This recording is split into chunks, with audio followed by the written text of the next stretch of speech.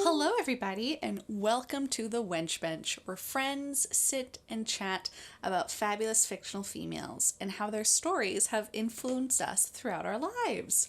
My name is Fonda. And my name is Alison.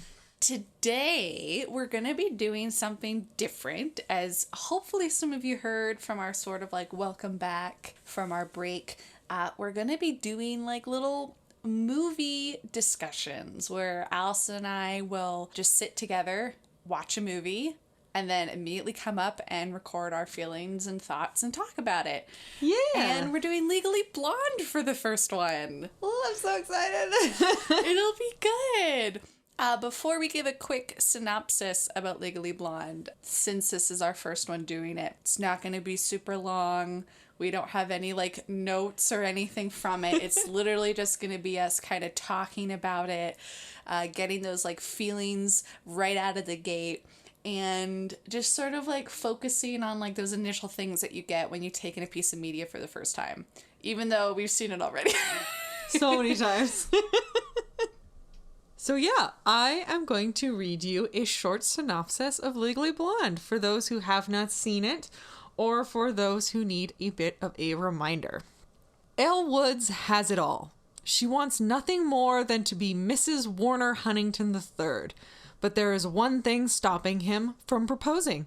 She is too blonde. Elle rallies all of her resources and follows him to Harvard, determined to win him back. It is there that she discovers that she is more than just her looks. It's pretty good. It is pretty good. It's really nice. Yeah. So we're recording the opening before we watch it, just so we can get it out of the way. And so as soon as we're done watching it, we can just run up the stairs and just sit down and talk. Exactly. So the next time you hear from us, we might be a little more heightened in terms of vocal responses. Talk to you soon. See you after movie. And we're back. Oh boy. Alison has way more notes than I do. She was furiously writing throughout the whole thing. Yes. I love this movie so much. I feel like, and anyone that's rewatched a movie a million times, or even just 5 times, can attest to this. There's so many things you miss. Yeah. And when you have a chance to kind of just like look around and pick other things up. Yeah. When you start watching things a little more critically, you're like, oh no. Yeah. Not that I don't still love the movie, but damn, is that movie white? You can enjoy something and still see flaws in it. Yes. But yes, very, very white. Very rich. Oh, the money privilege in that movie. Oh my gosh, I know. But the girl power. Oh, the girl power. I do really enjoy it. A lot. One thing right off the bat. So this movie came out in 2001. The fashion of the early 2000s throughout this whole movie is just a nostalgia trip. Alison and I were born in the early 90s, so while we're quote-unquote 90s babies, but we didn't really get to live through the fun times of the 90s. We definitely lived through the 2000s. Yeah, so, the early 2000s fashion trends were just so... I know, the hair. Like, anyone that's watched Lizzie McGuire knows about, like, that one person in the movie who's always a girl and always has, like, fun, quirky, like, hairdos that you need another person to help you do. Like, you can't do that on your own. Yeah, like, so many tiny elastics and little clips. Yeah. One thing I don't miss about early 2 fashions is, like, ill-fitted suits. Ill-fitted men's suits. Ill-fitted men's suits. I'm really glad we got past that. Because there's just something special about a well-fitted suit on a guy. Yeah, to any body type. I was going to say, a well-fitted suit on anybody. Yeah. I actually have a note on her fashion in particular. Oh, Alison. Wow. So while you're watching the movie, there's the pivotal point where she begins to embrace her learning and she begins to actually like start studying more, wanting to actually truly become a lawyer and not just impress her ex. Yes. And in that moment, you see this switch, but it's not... She doesn't lose the vibrant color palette, but she does begin dressing, it seems, more for herself. Whereas earlier in the movie, there is a lot more low-cut dresses, a lot more tight clothing, a surprising amount of bathing suits. A lot of tummy showing. Lots of tummy, lots of cleavage. But then later on, you see she's still wearing these vibrant, extremely stylish clothes, but it's more for herself, and it's less as like a projection of who she's expected to be, and more embracing who she wants to be. For sure, I agree. Something that I was just like, in general, for anyone that watches this movie, the amount of times I was just picking up her vocab, like her vocabulary is extensive. Yes, Yeah. she has a mix of like hip of the time lingo, says like, and she has certain inflections, how she speaks, which is fine. But then she'll drop like a vocabulary word from like freaking an intense dictionary that you had to go through high school, and it's like she isn't just this girl who uses language that is very easy to understand.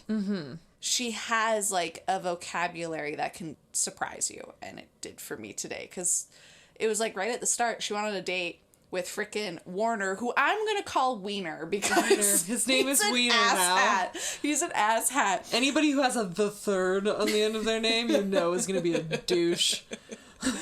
But like she dropped something at their date. Like it was a vocabulary word that I was like, well, shit.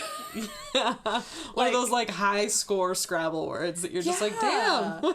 Like it's like I know what that means, but you're using like the next level like synonym for a very average word. Like really great job.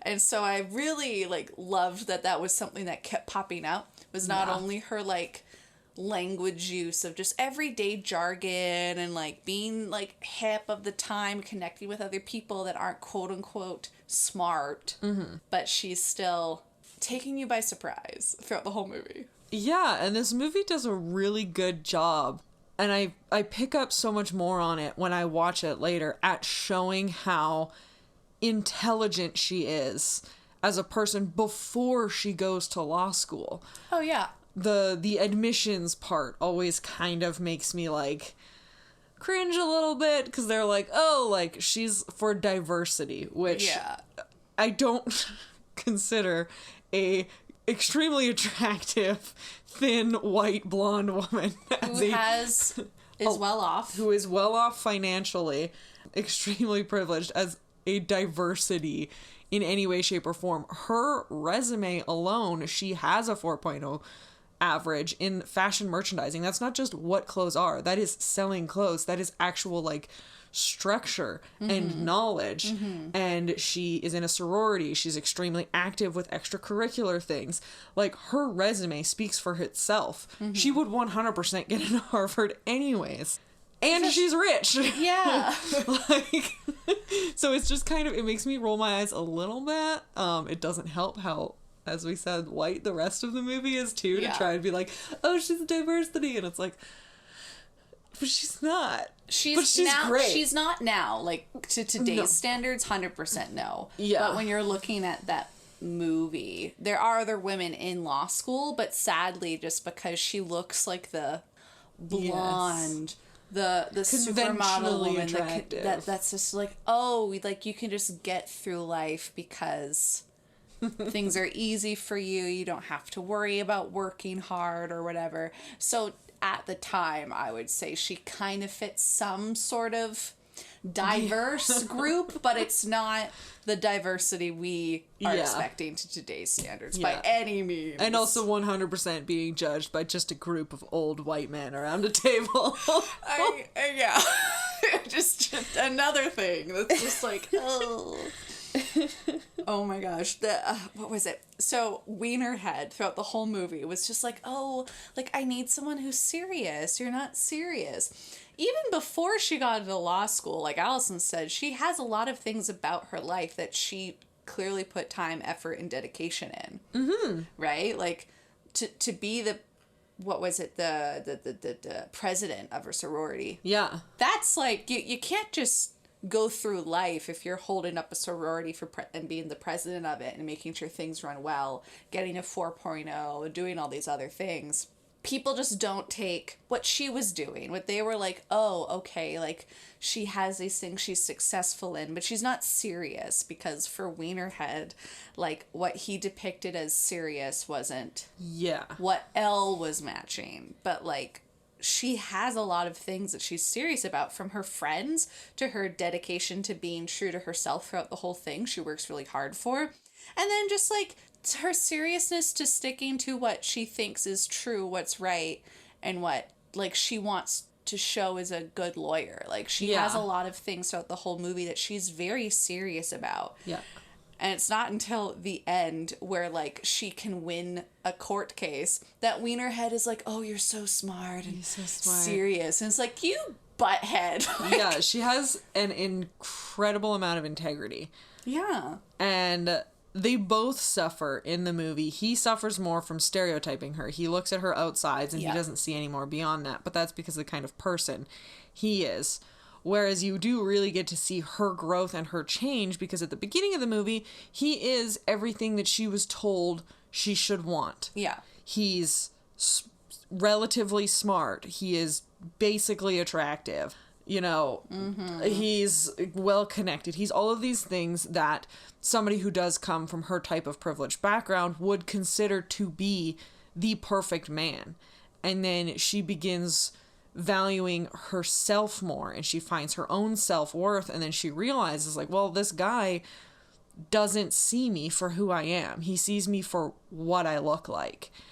And that is such a lovely character arc for her to come to terms with the fact that, yeah, like, she may have thought that she loved him.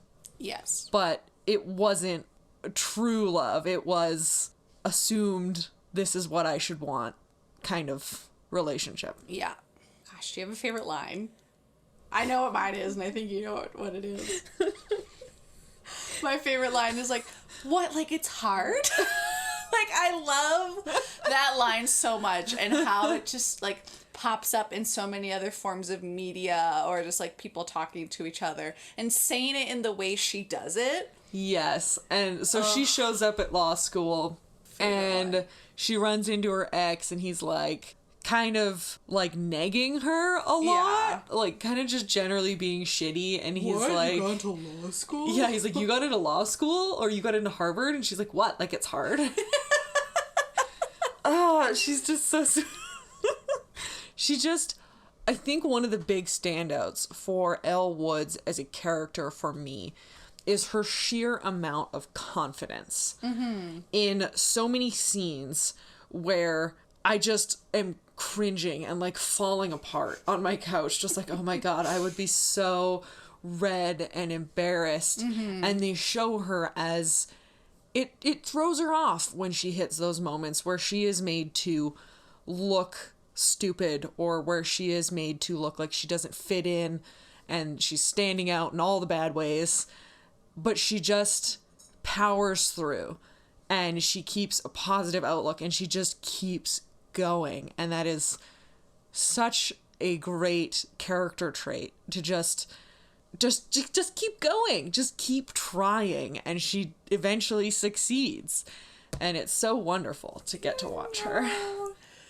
Oh gosh. Also, Alison and I were pointing out throughout the whole movie, I don't, do we even know the one name of Elle's friend who's the brunette that ends up getting bangs? I don't know she does have a name. It's said at the very beginning of the movie. Okay, beans. Anyways, I just, like, Alison and I were talking about at one point they're getting their nails done, and she just starts, I'm not sure if this is a correct dialect. I can't depict between the variations of, like, the Chinese dialects and whatnot within China. I'm gonna guess Mandarin. Serena was her friend's name. Serena. But anyway, she just starts speaking Mandarin, Chinese. Yeah. Just, like, to the Chinese woman who's doing her nails. Like, she regardless of whatever else she shows, that is kind of like, you know, like a bit of it, like sometimes have like a ditzy thing, or it's like, oh, is that what that is? She's like, it takes effort and time to learn another language that you feel fluent enough to talk to somebody in. Yeah. So, like, a lot of them are so smart at the sorority, and I kind of would have liked it if maybe one day in the future we can get, like, another spin-off of it, and we can kind of see more of the variations of, like, intelligence and dedication and smartness that they all have to different things, because it was nice. Yeah, and I really enjoyed seeing the moments of her at the sorority where it is showing how much of a sisterhood, how supportive they all are, how ready they are to be there and help their friend when she's hurt or anything like that. And again, very, very white, very Barbie. Blonde, very Barbie. There's not a lot of size or skin diversity. There's like 2 brunettes. Yeah, there's a whole 2 brunettes. But I think it's a product of its time, but what it also does is it helps when she does transition from her original school. She goes to Harvard, and then in that first scene when she's arriving at Harvard, we do see a lot more ethnic diversity in the background characters, and you see a lot more differences that way, and it does create this extremely stark contrast from the bright, vibrant blondes of like the West Coast compared to the East Coast, where everything's a little bit more muted, and she stands out a lot more. And it's literally like she's from a different place. Yeah. Like, it is very much through background casting and through like cinematography, it's showing that she is out of place. Unfortunately, the background character diversity doesn't really pull through the rest of the time. At Harvard, you see a lot of the classrooms are overwhelmingly white. There's not a lot of other things, but in that first scene there is a lot of diversity, and it's like, would have been nice to have it carry a little bit more. I know why do we watch movies from more than like 5 years ago? Pretty much. We're gonna regularly run into this problem. And that aside, something I would like to say in terms of something I personally disliked, minus feeling uncomfortable with some of the male gazy things and like the creepy sexual sort of comments. I've disliked the pitting of the traditional smart versus the quote-unquote dumb women against each other in the movie at the beginning, and it was kind of like that all the way until like the last act. I felt like they were pitting these women against each other, these different cliques, essentially. Like, you had the lesbian who was just like, oh, and like sitting with her table of women who she was supporting. I know, the most stereotypical lesbian. It's like, oh no. But like, she was being pit against other women because she wasn't fitting what she thought. I don't know.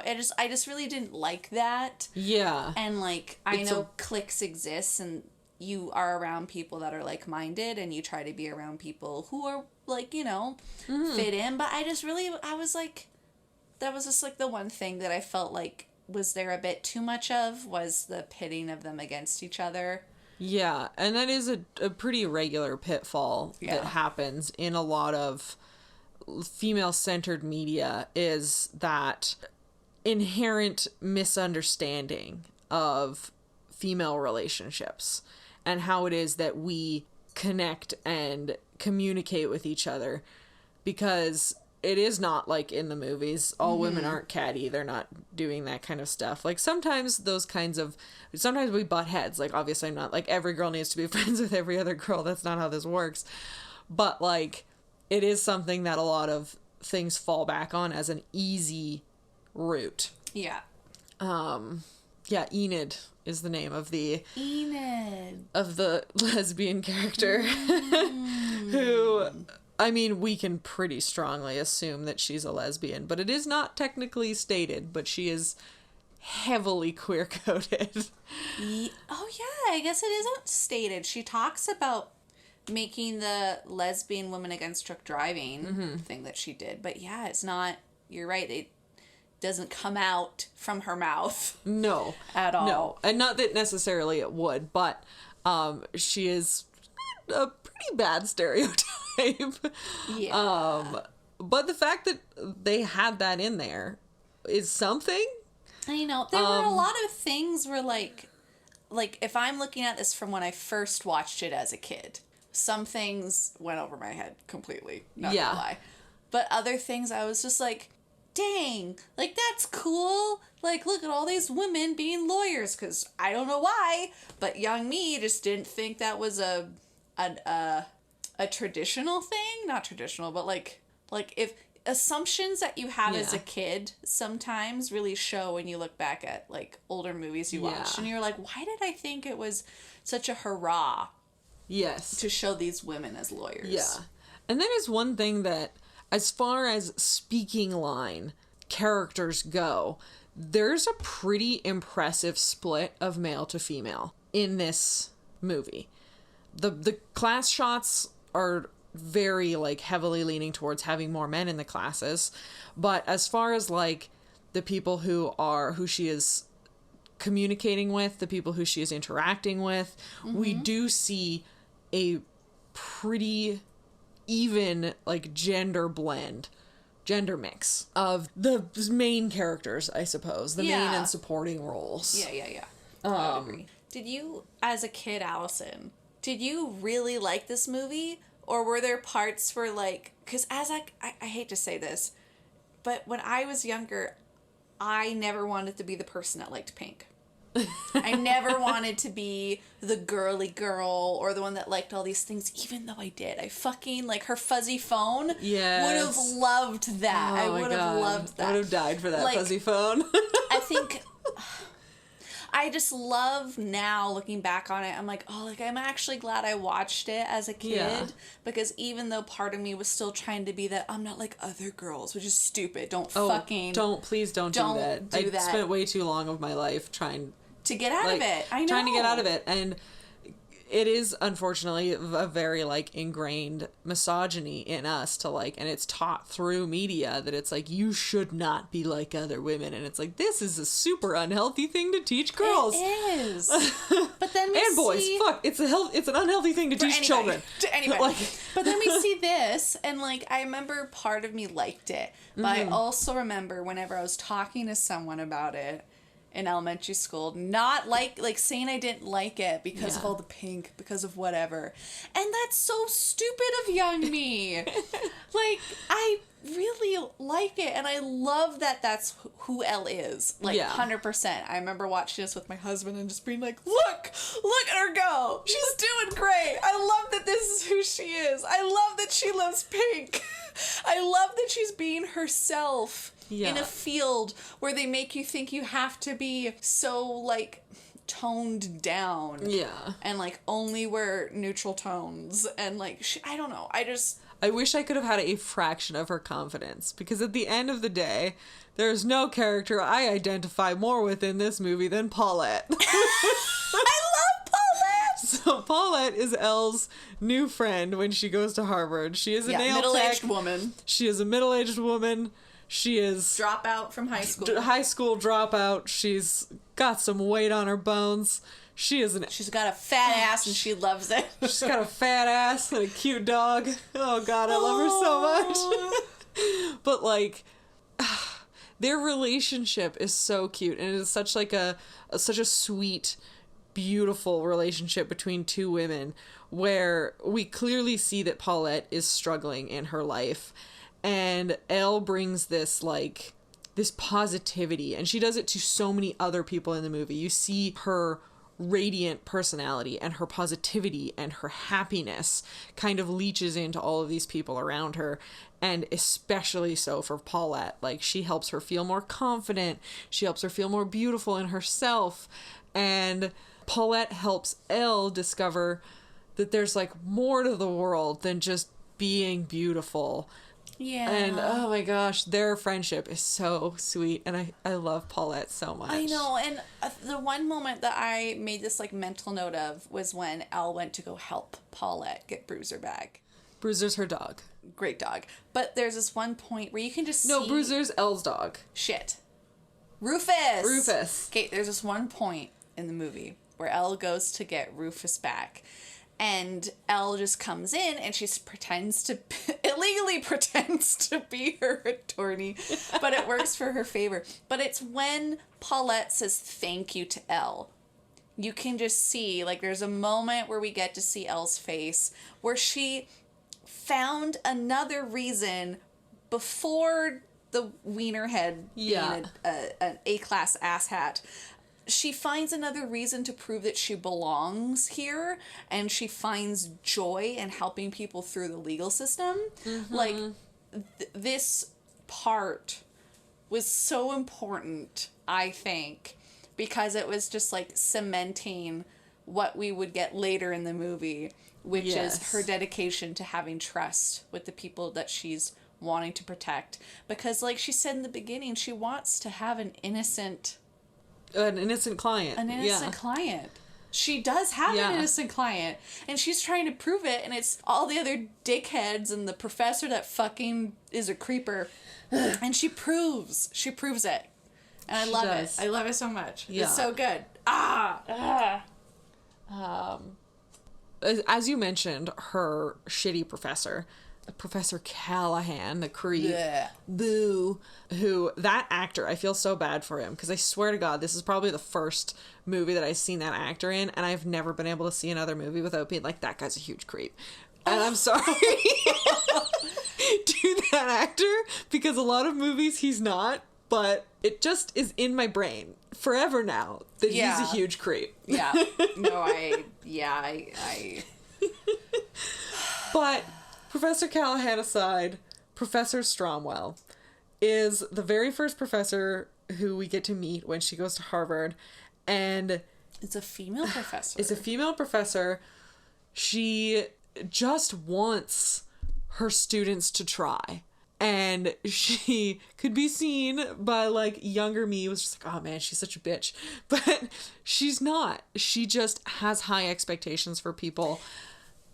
And just when younger us thought certain women were bitches, just because there's a female in power, we assume that the forwardness, the directness, the firmness, like certain things. Yes. If a woman shows it, we are going, not everybody, but back then in 2001, we would assume she was a bitch. Yes. When she was just being a woman who was putting her foot down and being like, hey, listen, you need to take my class seriously, and if you can't, I'm going to ask you to sit out.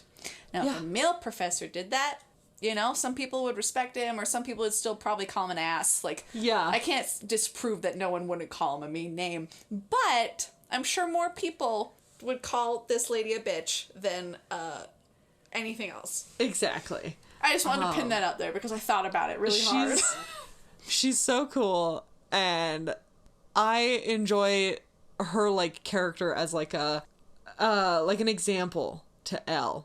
And then at the end, she's also the one who's just like, after Professor Callahan, the rude man, hits on Elle and makes Elle doubt herself. And uncomfortable. And uncomfortable, on top of it being extremely inappropriate and borderline illegal at that point. After that, this female professor is like, no, like, you are a good law student. Like, you did this. Do not let him make you doubt yourself and your strength and your intelligence. And it was nice because that's all she needed to hear in that moment.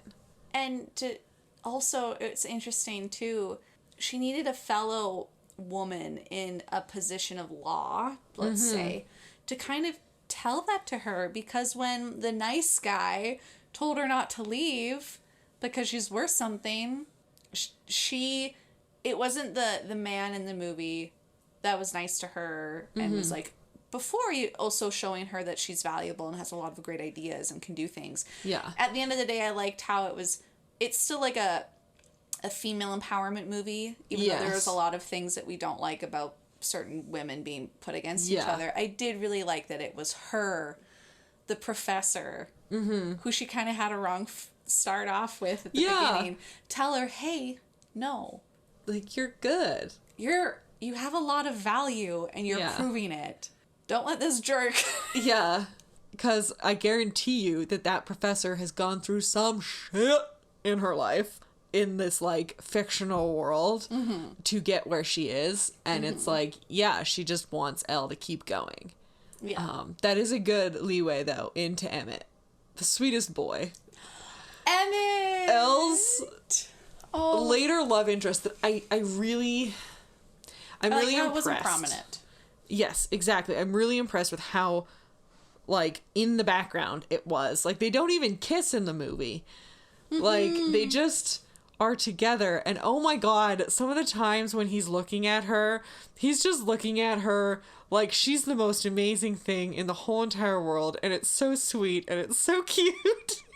And he's just so in awe of Elle. He's impressed. And by her good-heartedness. Yeah. Her intelligence.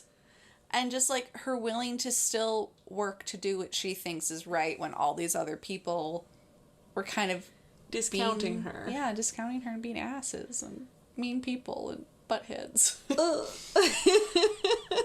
Emmett is just the sweetest boy.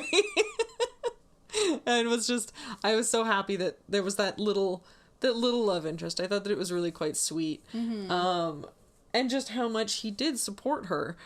And, like, it wasn't to get in her pants. Yes. It was because he was impressed by her. It's because he believed in her. Before there was any flirting or anything like that, like, he was nice to her and he was a sweet guy and he helped her feel more comfortable. Whereas, he gave her tips about certain things to do in certain professors' classes in order to help her. Yeah, and, like, whereas everybody else, he was like the first person at Harvard who didn't immediately judge her for what she looked like. He saw that she was upset and he wanted to make her feel better. And it's so cute. I know. my last point that I wrote down, because I tried really hard to just soak in the movie. But dang it, by the end of the, like, when she, for those that haven't watched it, I guess this might be a spoiler, but also to those that have, this just as a reminder, when Elle hears that the daughter says, oh, I went and got a perm and then I came home, and she's like, oh, and you showered? And everyone's laughing because she multiple times prior was, like, pinpointing to the fact that she showered. She then goes up and is like, how many times did you say you have a perm? And she says, like, 2 times a year since I was 12, which leads to a story that some people are discounting. But then she just hits home hard. She's like, but you know what she did to get rid of the perm, my friend that didn't like it? She showered immediately. And what's the first rule of hair maintenance for someone that gets a perm? You don't have a shower in under 24 hours due to some fucking chemical. And she just, like, pulls this out because she has knowledge in things that people who are deemed smart overlook. Exactly. She has, like, love that. A different point of view, and she ends up, like, winning the big case at the end of the day because she knows something that other people don't. Yes. Because she is from a different place, which is, like, just a perfect example of why having different points of view in all areas of the world is helpful. It's yes. Even in fictional courtrooms. The fictional courtroom. But yeah, like, she's so freaking smart. That scene every time where because she's so nervous when she's first questioning I know this character, and she's so, you can see her doubting herself again, and in the moment it clicks and she's like, I gotcha. Her body language, everything about it, the tone of her voice, the look in her eyes, every time I get, like, full body fucking chills. Like, that scene just feels so good. I know.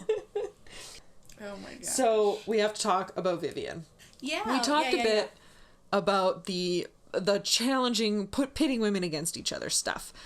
And the main woman that is done a disservice by this is the character of Vivian, which eventually becomes Elle's best friend, but starts out as Emmett's new fiancé. And the preppy girl. As Elle called her herself. With her brown hair. Yes.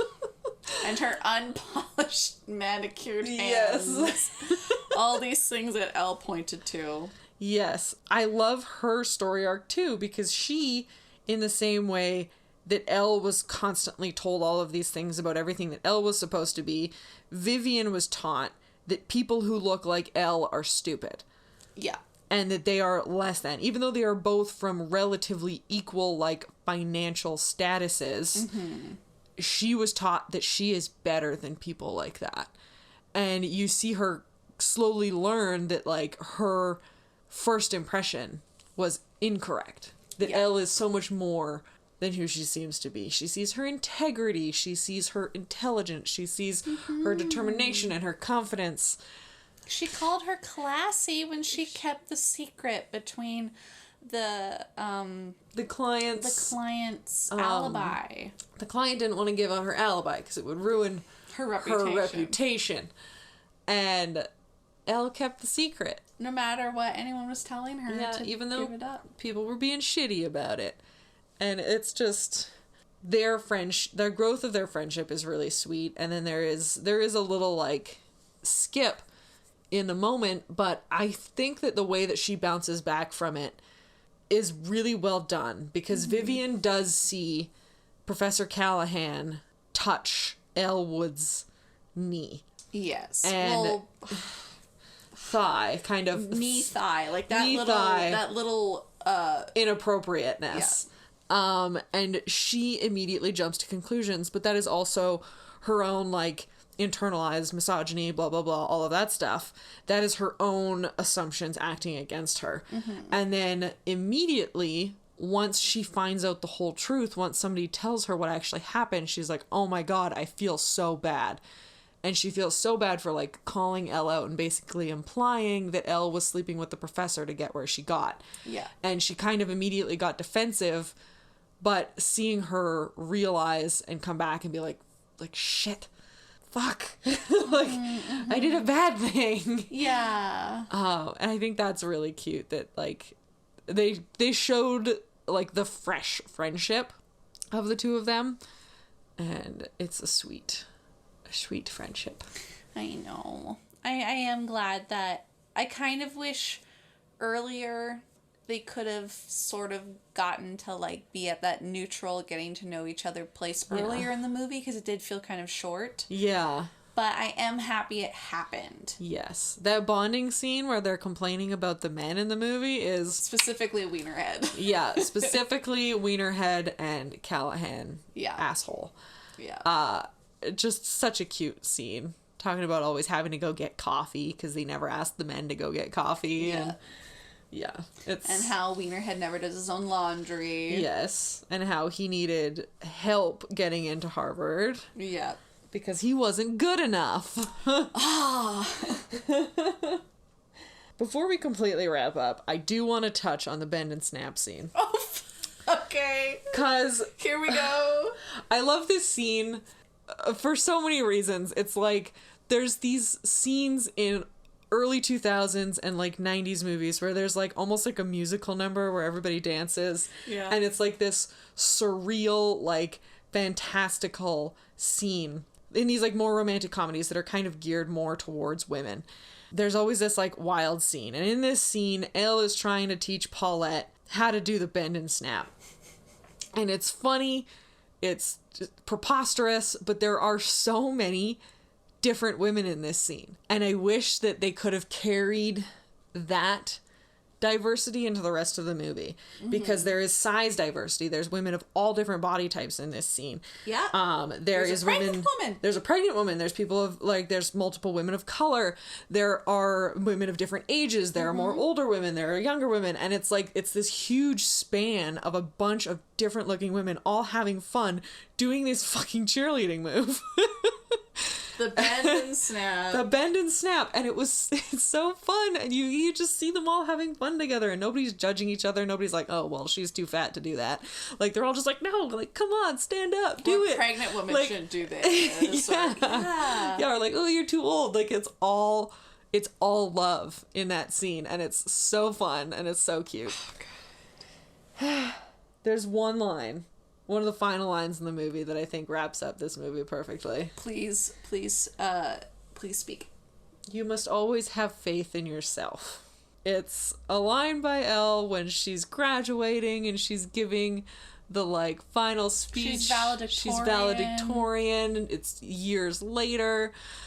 And that's, like, the perfect line for the whole movie, is she always had faith in herself. Mm-hmm. And it's a great thing to teach young people who enjoy these types of movies, who want to watch something a little bit preposterous, a little bit ridiculous, just generally fun. It's a great lesson to take from this movie. It is really nice. Yeah. It's good. It's good. So good. And considering the fact that the musical is literally the exact same fucking story, we probably will not also watch the movie, but we probably will also not watch the musical and go through this all again, because it's the same. But what I am going to say is that you can watch it for free on YouTube. Just Google Legally Blonde the musical. It's like 2 hours long. It's perfection. The music is ridiculous. There's a little bit of issues with one song called Gay or European, little homophobic. But the rest of the music is fucking incredible. The dancing is amazing. It is so wild. It is professionally filmed by MTV. If you enjoy Legally Blonde, watch Legally Blonde the musical, because I love it. I know. It's really good. It's so good. The music. Oh my god. I can listen to the entire soundtrack at work and just picture the musical in my mind. I've watched it so many times. I was in high school when they, like, released that, so that was, like, a decade ago. Insert our age. Insert age here. Oh gosh. Anyways, we're gonna have a bit of a different ending because we talked about just a movie and multiple different things. Yeah. But you can find us wherever podcasts can be found. Please make sure to rate, review, and subscribe if you haven't already. Again, like, comments, reviews are really helpful. It'd be super great if you could, when you get the time. You can follow us on Tumblr, Twitter, and Instagram at Wench Bench Pod if you want to reach out. You know, you can also send us an email at wenchbenchpod@gmail.com if you have any movie suggestions. Because we definitely plan on doing more of these because they're fun and it's a good break between our really long, in-depth character ones. Yeah, well-researched ones, because this is just a bunch of bullshit. And it's very fun. It's nice. It's nice to shoot the shit, as some say. All of the art for the Wench Bench was designed by the wonderful Tessa Joyce Riecken. You can find her on Twitter and Instagram at Werevile. Thanks for listening, and we'll talk to you soon. Bye. Bye.